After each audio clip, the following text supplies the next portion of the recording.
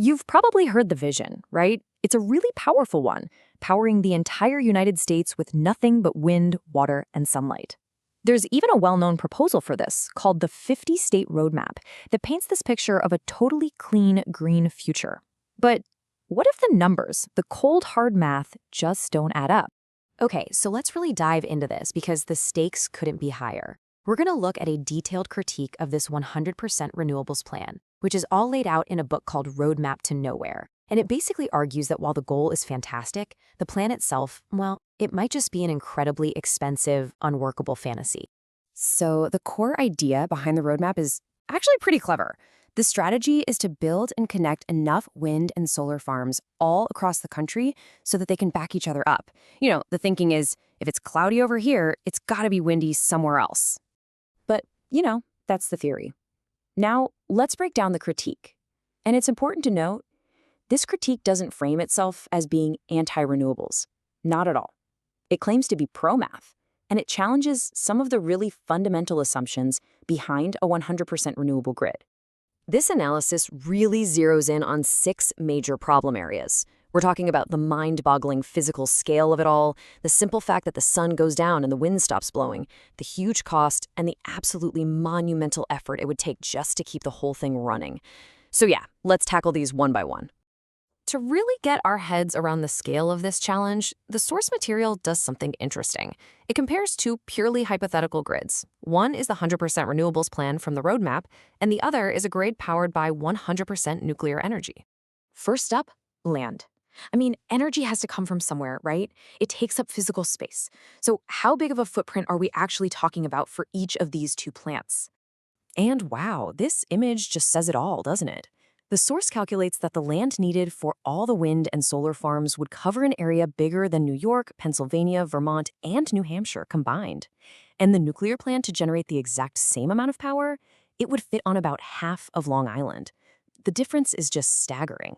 All right, now for the price tag. And you might want to sit down for this one. According to the book's analysis, the bare bones cost to build the 100% renewables roadmap, and this is without even factoring in proper energy storage, is an absolutely mind-blowing $15.2 trillion. To try and put that number into perspective, let's break it down. If you spread that cost over 35 years, the annual price tag for just the basic roadmap is around $440 billion. That is a massive slice of the federal budget. It's right up there with other huge national expenses, and it would be for year after year for more than 3 decades. So this brings us to the absolutely crucial point of reliability. What happens when the wind doesn't blow and the sun doesn't shine over huge parts of the country at the same time? This quote from environmental activist RFK Jr. points to what he sees as an uncomfortable truth. Right now, our large-scale renewable projects depend heavily on natural gas for backup. And this leads us to a really critical idea called capacity factor. See, every power plant has a maximum or nameplate power rating, but its capacity factor is the percentage of that maximum that it actually produces over a whole year. And for wind and solar, that number is, well, surprisingly low. This chart of Germany's wind power is the perfect example of capacity factor in action. That light blue area at the top, that represents the total installed capacity, the maximum possible output, if every turbine was spinning at full speed 24/7. But look at the dark blue spikes. That's the energy they actually got. It's all over the place, and it's almost always way, way below its potential. Now let's talk about maintenance. You might think that once this giant grid is built, the work is done, right? Nope, not even close.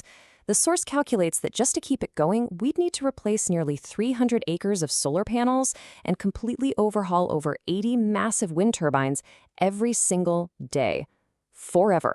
So, given all of these massive challenges, the book Roadmap to Nowhere says we need to seriously reevaluate a different path to get carbon-free energy, and that path is a new generation of advanced nuclear power. The key technology at the center of this idea is something called the Molten Salt Reactor, or MSR.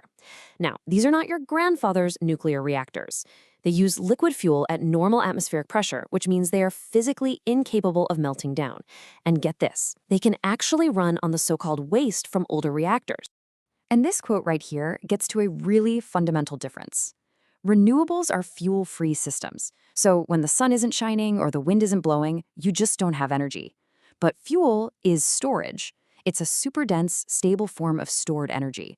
A nuclear reactor has about 18 months of fuel sitting inside it at all times ready to go. The storage problem is basically solved from the get-go. So let's just put it all together in a quick side-by-side. According to this analysis, the WSS roadmap needs way more land and costs 5 times as much. It has basically no built-in storage and requires this constant, massive daily maintenance. The nuclear plan, on the other hand, is a fraction of the cost and the footprint, with its energy storage built right in. Ultimately, what the book argues is that we are at a critical fork in the road. And making the right choice isn't about picking the energy source that feels the best or sounds the nicest. It's about facing the hard numbers, the physics, and the very real trade-offs that each path is going to require from us. This quote, man, it really just sums up the whole book's message. When it comes to powering an entire civilization, what we want to be true just doesn't matter.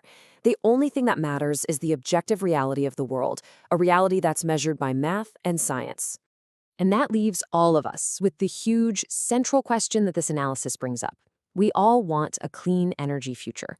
But the path to get there is anything but simple.